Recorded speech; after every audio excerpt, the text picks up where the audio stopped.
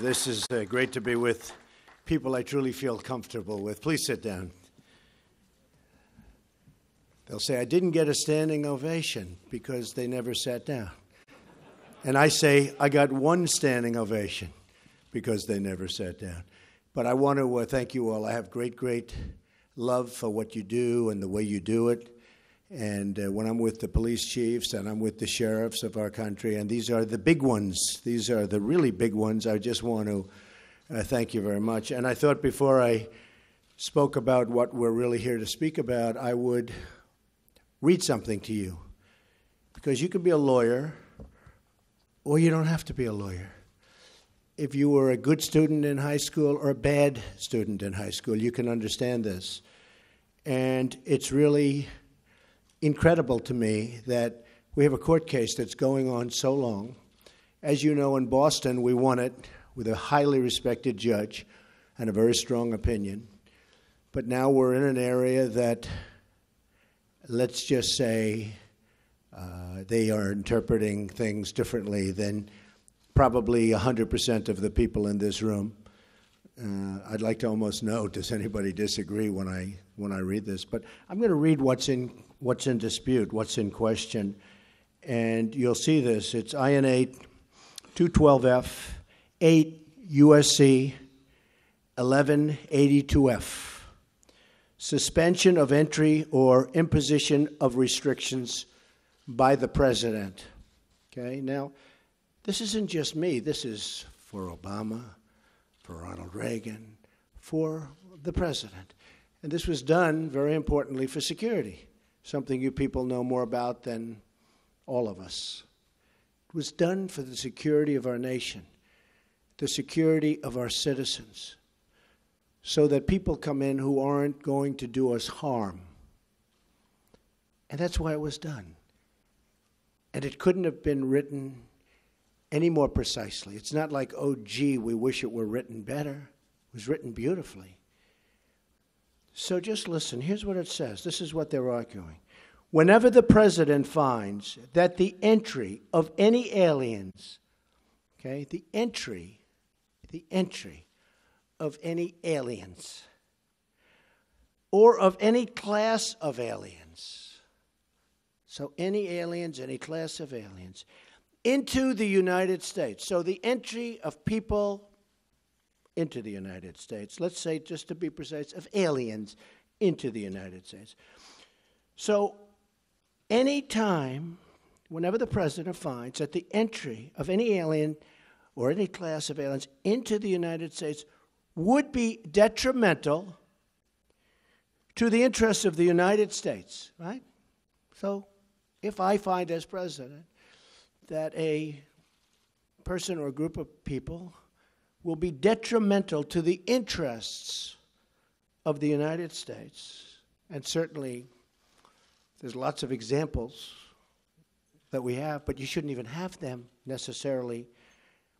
He may be, and he may, by proclamation, and for such period as he shall deem necessary. Now, the only mistake is they should have said he or she.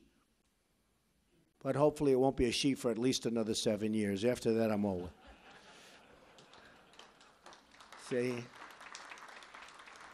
I just noticed that, actually. Just noticed it. I'm saying, whoa, this is not politically correct. It's correct, but it's not politically correct. You know, this is the old days. He may, by proclamation, and for such period as he shall deem necessary. So here it is. People coming in. Suspend the entry of all aliens, right?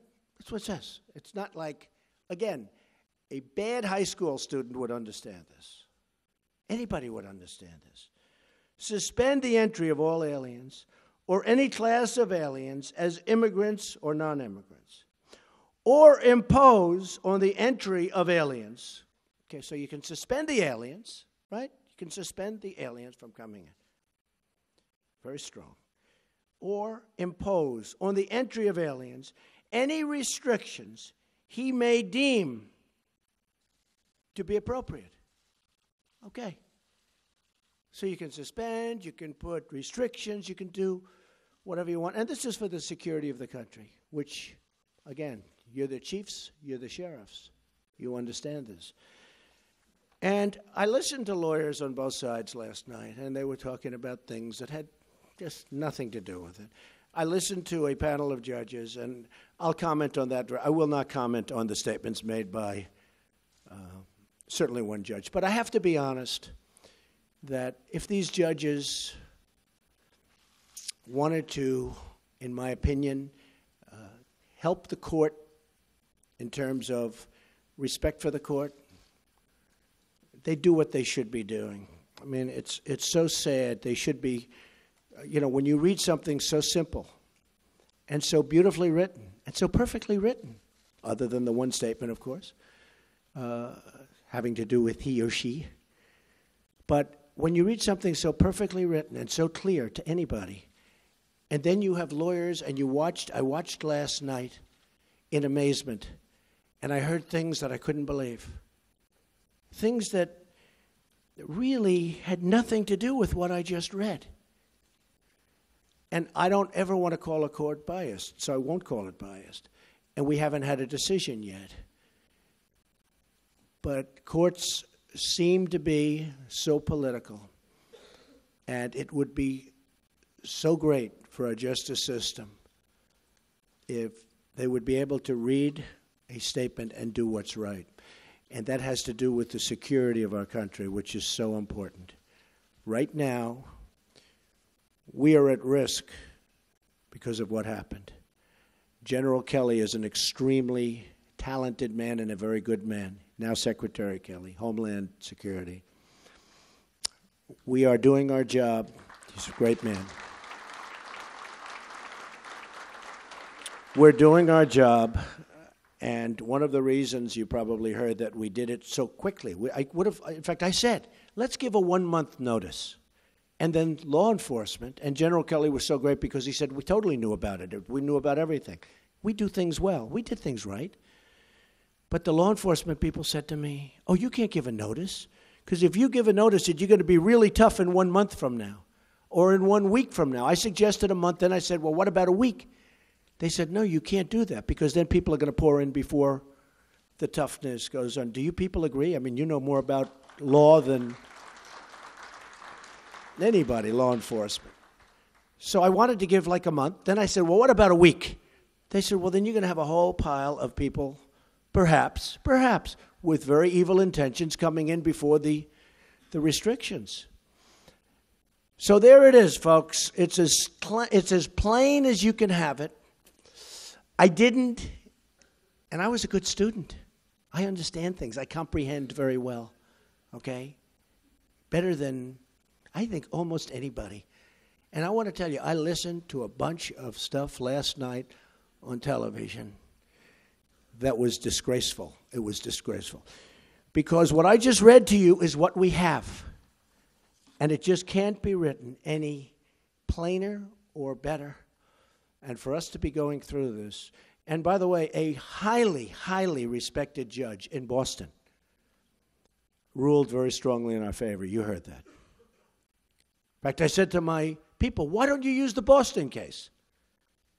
And there were reasons why they couldn't use the Boston case. This one came later, various reasons. But use the Boston case. And I won't read that, but there were statements made by that judge who, again, highly respected, that were right on. They were perfect. They were perfect. So I think it's sad. I think it's a sad day. I think our security is at risk today, and it will be at risk until such time as we are entitled and get what we are entitled to as citizens of this country, as chiefs, as sheriffs of this country. We want security. One of the reasons I was elected was because of law and order and security. That's one of the reasons I was elected. Also, jobs and lots of other things. But I think one of the strongest reasons is security. And they're taking away our weapons one by one. That's what they're doing. And you know it, and I know it, and you people have been very unhappy for a long period of time.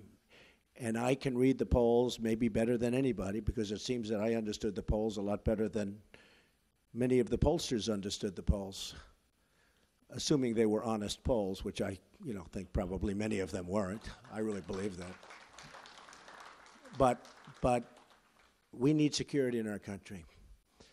We have to allow you folks to do your job. You're great people, great men and women. And we have to allow you to do your jobs. And we have to give you the weapons that you need. And this is a weapon that you need. And they're trying to take it away from you, maybe because of politics or maybe because of political views. We can't let that happen. So, with that, let's get on to business, right? It's really something. Thank you.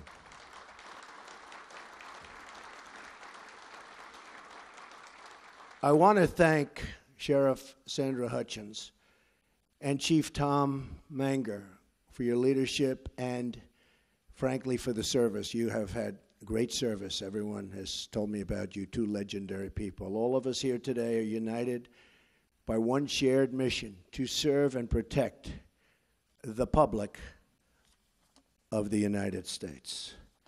During my campaign for president, I had the chance to spend time with law enforcement officials all across our country.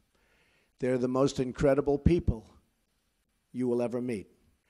And I just wanted to say to all of them right now, from the bottom of my heart, thank you, thank you, thank you.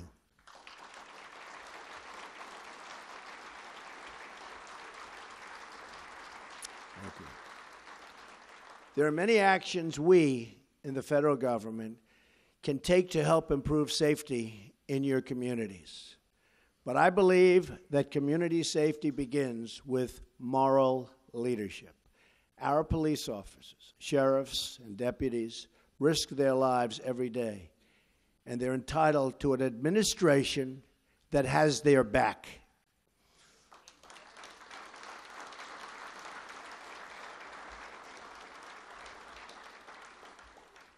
The first step in restoring public safety is affirming our confidence in the men and women charged with upholding our laws.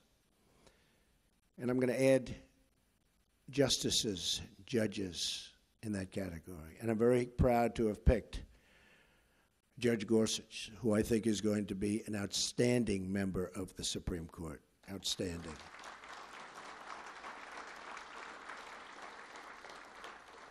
So I'd like to begin my remarks with a declaration issued to all of you and delivered to every member of the law enforcement community all across the United States.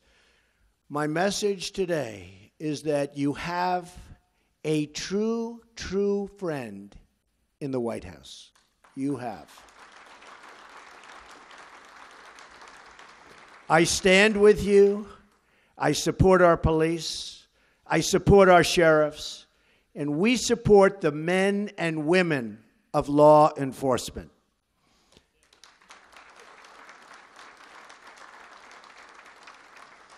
Right now, many communities in America are facing a public safety crisis. Murders in 2015 experienced their largest single-year increase in nearly half a century. In 2016, murders in large cities continued to climb by double digits. In many of our biggest cities, 2016 brought an increase in the number of homicides, rapes, assaults, and shootings. In Chicago, more than 4,000 people were shot last year alone, and the rate so far this year has been even higher. What is going on in Chicago? We cannot allow this to continue. We've allowed too many young lives to be claimed, and you see that. You see that all over. Claimed by gangs, and too many neighborhoods to be crippled by violence and fear. 60% of murder victims under the age of 22 are African American. This is a national tragedy, and it requires national action. This violence must end, and we must all work together to end it. Whether a child lives in Detroit, Chicago, Baltimore, or anywhere in our country, he or she has the right to grow up in safety and in peace. No one in America should be punished because of the city where he or she is born. Every child in America should be able to play outside without fear, walk home without danger, and attend a school without being worried about drugs or gangs or violence. So many lives and so many people have been cut short. Their potential, their life has been cut short. So much potential has been sidelined. And so many dreams have been shattered and broken, totally broken. It's time to stop the drugs from pouring into our country. And by the way, we will do that. And I will say this, General, now Secretary Kelly, will be the man to do it. And we will give him a wall. And it will be a real wall. And a lot of things will happen very positively for your cities, your states. Believe me, the wall is getting designed right now. A lot of people say, oh, Trump was only kidding with the wall. I wasn't kidding. I don't kid. I watch this and they say I was kidding. No, I don't kid. I don't kid about things like that, I can tell you. No, we will have a wall. It will be a great wall, and it will do will be a big help. Just ask Israel about walls. Do walls work? Just ask Israel. They work, if it's properly done. It's time to dismantle the gangs terrorizing our citizens. And it's time to ensure that every young American can be raised in an environment of decency, dignity, love, and support. You have asked for the resources, tools, and support you need to get the job done. We will do whatever we can to help you meet those demands. That includes a zero-tolerance policy for acts of violence against law enforcement. We all see what happens. We all see what happens and what's been happening to you. It's not fair. We must protect those who protect us. The number of officers shot and killed in the line of duty last year increased by 56% from the year before. Last year in Dallas, police officers were targeted for execution. Think of this. Who ever heard of this? They were targeted for execution. 12 were shot and 5 were killed. These heroic officers died as they lived, protecting the innocent, rushing into danger, risking their lives for people they did not even know, but for people that they were determined to save. Hats off to you people. These slain officers are an eternal monument to all of the men and women who protect our streets and serve our public. We will not forget them, and we will not forget all of the others who made that final sacrifice in the line of duty. God has blessed our nation to put these heroes among us. Those who serve in law enforcement work long hours. You work long hours. I know so many sheriffs, so many chiefs, so many police. You work long hours and dangerous hours oftentimes in difficult conditions and for not that much pay relative to what you're doing. They do it because they care. We must work with them, not against them. They're working against you. For many years, they've been working against you. We must support them, not undermine them. And instead of division and disunity, and which is so much disunity, we must build bridges of partnership and of trust. Those who demonize law enforcement or who use the actions of a few to discredit the service of many are hurting the very people they say that they want to help. When policing is reduced, crime is increased, and our poorest citizens suffer the most. And I see it all the time. When the number of police goes down, crime goes up. To build needed trust between law enforcement and the communities they serve, it is not enough for us to merely talk to each other. We must listen to each other.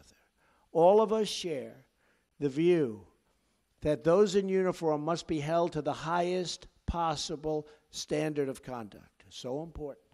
You are the role models to young Americans all across this country, many of whom want to go into law enforcement, many of whom want to be a sheriff or a police chief, many of whom. They have great respect for you, tremendous respect. You don't even realize it, but I will tell you, they have great respect and admiration for the people in this room and the people that you represent. And don't let anyone ever tell you different. Don't let the dishonest media try and convince you that it's different than that, because it's not.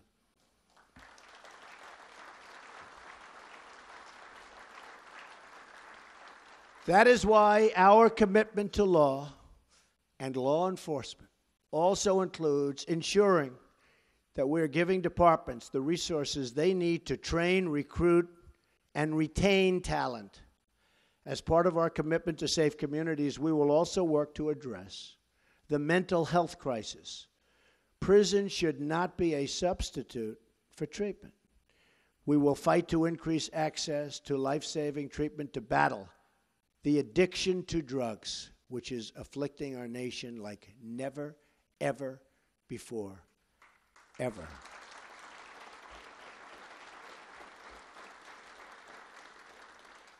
I've been here 2 weeks. I've met a lot of law enforcement officials. Yesterday, brought them into the Oval Office. I asked a group, what impact do drugs have in terms of a percentage on crime? He said 75 to 80%. It's pretty sad. We're going to stop the drugs from pouring in. We're going to stop those drugs from poisoning our youth, from poisoning our people. We're going to be ruthless in that fight. We have no choice. And we're going to take that fight to the drug cartels and work to liberate our communities from their terrible grip of violence. You have the power and knowledge to tell General Kelly, now Secretary Kelly, who the illegal immigrant gang members are. Now, you have that power because you know them. You're there. You're local. You know the illegals. You know them by their first name. You know them by their nicknames.